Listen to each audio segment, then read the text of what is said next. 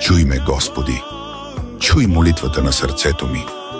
Не минавай покрай мен мълчаливо, а се спри и чуй гласа ми. Протегни ръката си и мини през живота ми. Бъди с мен в тишината, в бурята, в съмненията, в болката и в радостта.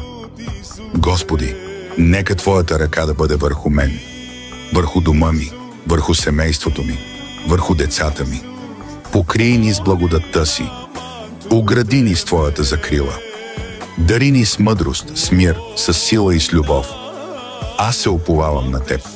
Не на хората, не на обстоятелствата, а само на Теб, Исусе. Ти си моят източник, моята надежда, моята сигурност. Води ни, Господи, и нека всичко, което съм и имам, да бъде за Твоя слава. В името на Исус. Амин.